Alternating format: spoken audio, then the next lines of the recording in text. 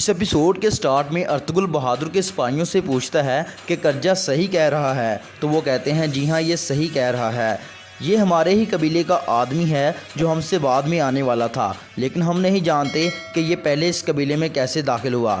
بمسی کہتا ہے بھائی ہو سکتا ہے بہادر اس کو اپنے ناپاک عزائم کے لیے استعمال کرنا چاہتا تھا۔ یہ بات سننے کے بعد ارطغرل فوراً وہاں سے روانہ ہو جاتا ہے اور قید خانے والے خیمے میں پہنچ جاتا ہے اور سپاہیوں کو باہر جانے کا حکم دیتا ہے۔ پھر وہ بہادر سے کہتا ہے کہ مجھے الفامش کے بارے میں بتاؤ۔ بہادر غصے میں کہتا ہے میں تمہیں اس کے بارے میں کیا بتاؤں۔ اس کے بعد ارطغرل اسے مارنے لگتا ہے۔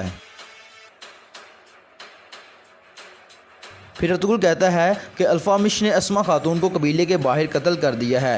بہادر کہتا ہے اس کا مطلب یہ ہے کہ جس نے زہر دیا وہ اسما خاتون ہے اور وہی غدار تھی۔ ارطغرل کہتا ہے اگر اسما خاتون غدار ہے تو الفامش بھی غدار ہے کیونکہ اس نے اسے قتل کر دیا ہے اور اس کو یہ حکم تم نے دیا تھا۔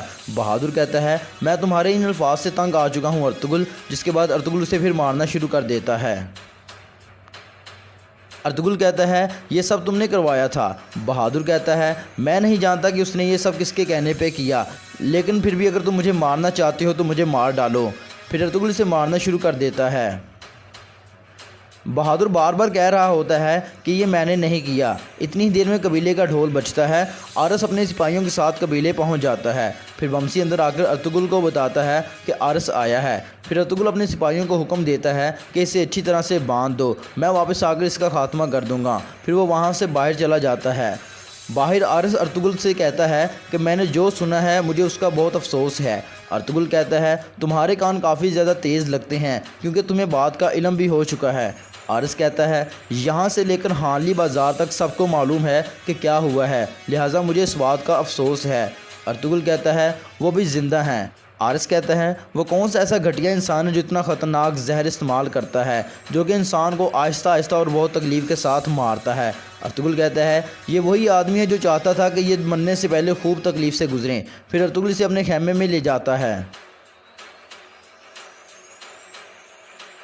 اندر پہنچنے کے بعد ارطغرل پوچھتا ہے کہ تم میری یہاں مدد کرنے آئے ہو، لیکن تم میری کیسے مدد کرو گے؟ آرس کہتا ہے میں ان زمینوں کے حاکم اعلیٰ کی مدد کرنے آیا ہوں۔ سعادتین کی حکمرانی اب یہاں سے ختم ہو گئی ہے، لہٰذا آپ کے ساتھ مل کر امن معاہدے کو اور تجارت کو فروغ دینا چاہتا ہوں۔ ارطغرل کہتا ہے ترکت اور اسلحان کے متعلق آپ میری کیا مدد کر سکتے ہیں؟ آرس کہتا ہے میں یہ نہیں جانتا کہ زہر کس نے دیا ہے، لیکن اس طرح کا زہر نیکیا میں ایک پادری تیار کرتا ہے جس سے انسان کی موت بہت آہستہ آہستہ اور تکلیف دہ ہوتی ہے۔ میں نے سنا ہے کہ وہ یوحنا وادی کے کسی غار میں رہتا ہے، اگر آپ اسے ڈھونڈ لیتے ہیں تو آپ ترکت اور اسلحان کی جان بچا سکتے ہیں۔ میں نے آپ کی طرف دوستی کا ہاتھ بڑھایا ہے، لہٰذا میں چاہتا ہوں کہ میرا خاص آدمی کوسراس یہاں پر قیام کرے تاکہ وہ مجھے یہاں کے معاملات سے آگاہ رکھے۔ ارطغرل کہتا ہے تمہارا شکریہ آرس، جس کے بعد آرس وہاں سے روانہ ہو جاتا ہے۔ ادھر جنگل میں گوگتک سعادتین کو تمام تر صورتحال سے آگاہ کرتا ہے، جس کے بعد وہ کہتا ہے اعلیٰ۔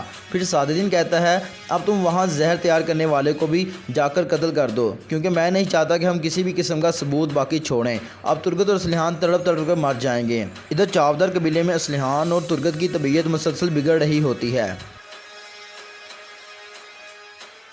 آرتو بھائی کہتے ہیں ہم انہیں کھونے والے ہیں۔ پھر وہ یہ کہنے کے بعد ارطغرل پاس آ جاتا ہے اور کہتا ہے کہ ہم ان دونوں کو کھونے والے ہیں۔ ارطغرل کہتا ہے کہ آرس آیا تھا اور اس نے مجھے اس آدمی کے بارے میں بتایا ہے جو کہ یہ زہر بناتا ہے اور اس کے بارے میں تمام تر معلومات دی ہیں اور یہ بھی بتایا ہے کہ وہ کہاں رہتا ہے۔ آرتو بھائی کہتے ہیں میں نہیں جانتا کہ اس کے دماغ میں کیا چل رہا ہے، لیکن فی الحال ہمیں ترکت اور اسلحان کو بچانا ہے۔ ارطغرل کہتا ہے پھر مجھے وہاں فوراً سے جانے دیں تاکہ میں اس کا پتہ لگا سکوں۔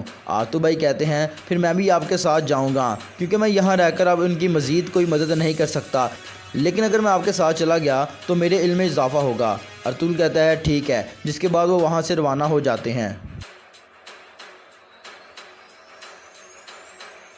اتنی ہی دیر میں گوگتو بھی اس غار میں پہنچ جاتا ہے جہاں پر زہر تیار کرنے والا آدمی موجود ہوتا ہے۔ وہ آدمی سے کہتا ہے کہ تم کیا چاہتے ہو؟ گوگتو کہتا ہے آپ کا زہر بہت اثر کرنے والا ہے، لہٰذا میں اور خریدنا چاہتا ہوں۔ تو وہ آدمی کہتا ہے کچھ دیر انتظار کرو۔ ادھر ارطغرل بھی اپنے سپاہیوں کے ساتھ پہنچ جاتا ہے، راستے میں بمسی قدموں کے نشانات دیکھتا ہے اور کہتا ہے یہ نشانات ابھی تازہ ہیں بھائی۔ ارطغرل کہتا ہے اس کا مطلب یہ ہے کہ ہم سے پہلے بھی کوئی یہاں پر پہنچ چکا ہے، چلو جلدی سے اس غار کو تلاش کرو۔ ادھر غار میں وہ آدمی ایک سانپ باہر نکالتا ہے تو گوکتک پوچھتا ہے کیا آپ زہر کی دوا تیار کرنے کے لیے بھی اسی زہر کا استعمال کرتے ہیں؟ تو وہ کہتا ہے جی ہاں۔ گوکتک کہتا ہے آج کے بعد کوئی بھی اس کی دوا تیار نہیں کر پائے گا۔ پھر گوکتک اس سانپ کو اور اس آدمی کو مارنے کے بعد وہاں سے باہر چلا جاتا ہے۔ غار کے باہر ارطغرل اور اس کے سپاہی بھی پہنچ جاتے ہیں، پھر وہ غار کے اندر چلے جاتے ہیں۔ غار میں داخل ہونے کے بعد وہ اس آدمی کی لاش دیکھتے ہیں۔ ارطغرل کہتا ہے ان لوگوں نے ثبوت مٹانے کے لیے اس آدمی کو بھی مار دیا ہے۔ بمسی کہتا ہے پھر ہم اس کی دعا کیسے تیار کریں گے بھائی؟ اتنی دیر میں آرتک بھائی وہ مرا ہوا سانپ دیکھتے ہیں اور اسے پکڑ کر کہتے ہیں کہ جس کسی نے بھی اس آدمی کو مارا ہے اس نے تمام جانوروں کو چھوڑ کر اس سانپ کو مارا ہے۔ ارطغرل کہتا ہے اس کا مطلب یہ ہے کہ وہ اس سانپ کے زہر سے ہی ترگت اور اسلحان کو مارنا چاہتے تھے اور اسی سانپ کے زہر سے اس کی دعا تیار ہو سکتی تھی، لہٰذا انہوں نے اس آدمی کے ساتھ ساتھ اس سانپ کو بھی مار دیا ہے۔ آرتک بھائی کہتے ہیں اس میں ابھی کچھ زہر موجود ہے جس سے ہم دوا تیار کر سکتے ہیں۔ بمسی ایک کپ لے کر آؤ تو وہ ایک کپ لاتا ہے، پھر آرتک بھائی اس میں سے کچھ زہر نکال لیتے ہیں، پھر وہ اس کے اندر ایک اور دوا ڈالتا ہے۔ اس کے بعد وہ خوش ہو کر کہتا ہے یہ وہی زہر ہے جناب جو ان کو دیا گیا تھا، لہٰذا اب میں ان کے لیے دوا تیار کر سکتا ہوں۔ یہ سننے کے بعد وہ تمام لوگ بہت خوش ہو جاتے ہیں۔ ادھر چاودار قبیلے میں اسلحان و ترگت کی حالت مزید خراب ہوتی جا رہی ہوتی ہے۔ ادھر غار میں آرتک بھائی دوا تیار کر لیتے ہیں اور ارطغرل سے کہتے ہیں کہ آپ فوراً سے جا کر انہیں یہ دوا پلا دیں، یہ ضرور اثر کرے گی۔ اس کے بعد ارطغرل اور بمسی وہاں سے روانہ ہو جاتے ہیں اور گنگت کو آرتک بھائی کے پاس چھوڑ جاتے ہیں۔ پھر آرتک بھائی ایک جڑی بوٹی کو سونگھتے ہیں جس کو سونگھنے کے بعد ان کو وہ واقعہ یاد آ جاتا ہے جب ہانلی بازار میں سلطان علاؤالدین کو زہر دیا گیا تھا، جس کے بعد وہ وہاں سے روانہ ہو جاتے ہیں۔ ادھر چاودار قبیلے میں اسلحان خاتون مسلسل طبیعت بگڑنے کے باعث بے ہوش ہو جاتی ہیں تو حائمہ خانم یہ سمجھتی ہیں کہ شاید یہ مر چکی ہیں، جس کے بعد وہ زور سے رونا شروع کر دیتی ہیں۔ لیما ان کو پکڑ کر باہر لے جاتی ہیں، پھر اسلحان کو دوبارہ ہوش آ جاتا ہے۔ دوسری طرف ارطغرل اور بمسی دعا لے کر قبیلے کی جانب رواں دواں تھے۔ ادھر کائی قبیلے میں تیتن گندوز کو اغوا کرنے کے چکر میں تھا، پھر وہ قبیلے کا معائنہ کرنے کے بعد سوچتا ہے کہ یہ کام دن کی روشنی میں کرنا ناممکن ہے، لہٰذا یہ کام میں رات کو کروں گا۔ اتنی دیر میں گندوز بھی وہاں آ جاتا ہے۔ گندوز اس سے پوچھتا ہے، گندوز کہتا ہے وہ اڑنے والا گھوڑا کب آئے گا؟ تیتن کہتا ہے وہ رات کو آئے گا، لیکن جیسے ہی آئے گا تو میں آپ کو بتا دوں گا، آپ میرے ساتھ وہ گھوڑا دیکھنا۔ اس کے بعد گندوز وہاں سے چلا جاتا ہے۔ ادھر گوکتک سعادتدین کو بتاتا ہے کہ وہ زہر تیار کرنے والا آدمی اور سانپ دونوں مار چکے ہیں۔ یہ بات سننے کے بعد سعادتدین کافی زیادہ خوش ہو جاتا ہے اور کہتا ہے افسوس اسلحان، اگر تم نے میری پیشکش قبول کر لی ہوتی تو آج تم ایک طاقتور سلجوق خاتون ہوتی۔ پھر وہ کھڑے ہو کر کہتا ہے کہ اب ہمارا کام یہاں پر ختم ہو چکا ہے، اب ہمیں کونیا کے لیے روانہ ہونا ہے، اور یہ کہنے کے بعد وہ وہاں سے چلا جاتا ہے۔ ادھر ارطغرل اور بمسی دعا لے کر قبیلے پہنچ جاتے ہیں۔ پھر ارطغرل کو اس رات سے کہتا ہے کہ آرس ٹھیک کہہ رہا تھا، ہم نے دعا تیار کر لی ہے، جس کے بعد وہ مرکزی خیمے کی طرف بھاگنے لگتا ہے اور بھاگتے بھاگتے کہتا ہے کہ اس کو بتانا میں اس کا یہ احسان ساری زندگی نہیں بھولوں گا۔ جس کے بعد وہ خیمے میں داخل ہو جاتا ہے اور اسلحان و ترگت کو دعا پلانے لگتا ہے۔